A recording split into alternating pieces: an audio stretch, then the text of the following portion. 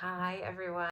This is Hilary here from Hilary's Mindful Living, and I wanted to talk to you today about the middle way. Currently, the temperature of the world is extremely caustic. People have very strong opinions about politics, about the pandemic and race issues, the war. There's lots of people choosing sides and fighting between people. And so many of us are caught up emotionally in all of this, and it's not good for our mental health. And so I felt like today's video message was about encouraging you how to take a softer stance on everything so that you will feel peace in your inner world amidst the chaos of the outer world. The goal is to be able to be calm while all around you this chaos ensues, to not get caught up in the drama that you're being exposed to. In Buddhism, there's a term for this. It's called the middle path or the middle way. The middle path means observing and not taking a side, just riding right in the middle there. The purpose of this message is to teach you to be able to be neutral and walk the middle path when you hear or feel something that may trigger you. But how do you do it? Well, first, become the witness. My spiritual teacher that I used to say to me, watch the parade go by, but don't be in it. I just want to say that again because I think it's a really powerful statement. Watch the parade go by, but don't be in it. You've watched a parade before, right?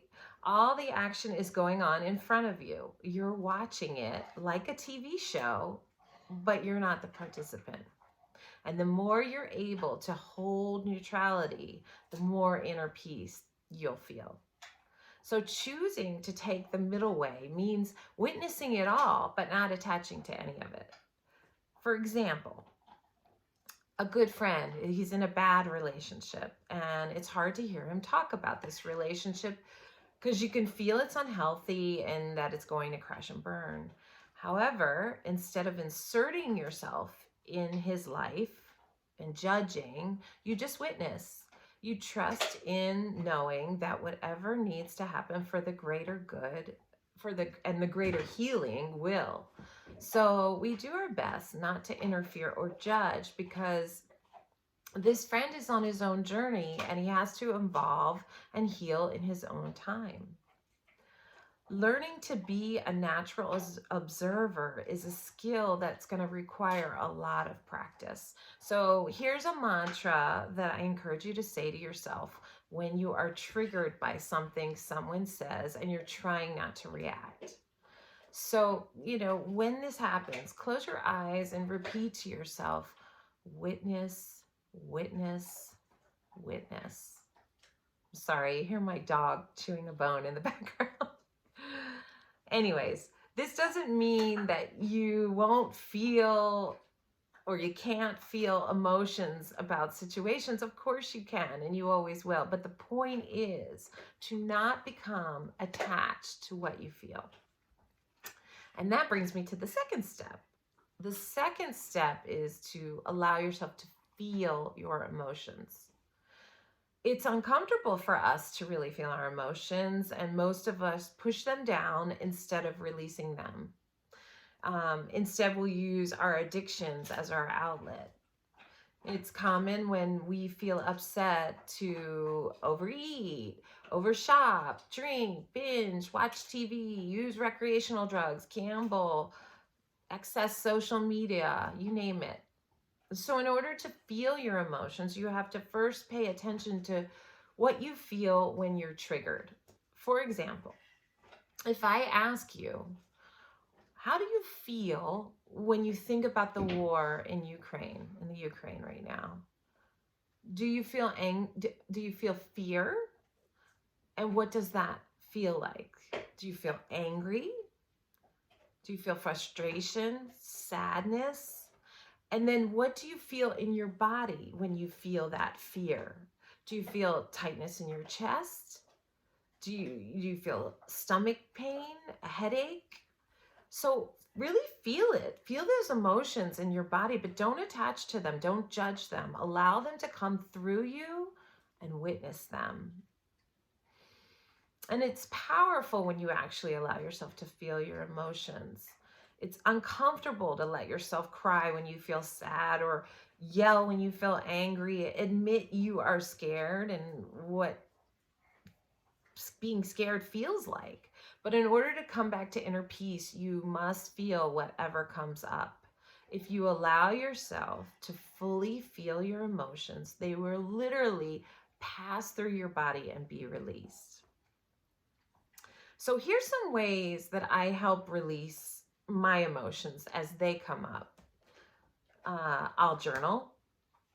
And sometimes when I journal, it'll be, angry, and I'm just writing, maybe in all caps. I'll walk in nature because the motion of the walking and the grounding with the earth helps me release them. Sometimes I'll lay on my back on the floor and just let myself feel what I'm feeling. I'll cry, I'll yell, I'll punch a pillow, I'll curse. I'll talk through it with a good friend, listening as a sounding board. I will sit near moving water because moving water helps settle me. I'll do a gentle yoga flow. I'll take a salt bath with lavender oil and candles. And of course, and probably most importantly, I will meditate, and I'll sit in quiet and feel what comes up. So when you get triggered, you have to pay attention to what you're feeling. You have to name the emotions you're feeling in that moment, and then let them come out using the techniques like I listed. The point is that after you do this, you'll settle back into your peace again that quickly. Life, it's a balancing practice. It is normal to waver back and forth from being at peace to being triggered. Peace, triggered, peace, triggered. And as we work to become more neutral and less reactive, we're able to hold that inner peace for longer and longer periods of time, no matter what is going on in the world and in your life. Until eventually we're rarely triggered anymore. And this is because we're walking the middle path. So thanks for listening to this message. I wish you success in your quest for holding neutrality and holding peace and walking that middle path. And if you need any help getting to inner peace, I can help you. I offer private counseling online or in person. I've got a book, I've got groups. Check out my links below. And if you've gotten something out of this video, please make sure and hit the thumbs up button and share it. And make sure to subscribe to my channel for a new teaching next week. Thanks so much.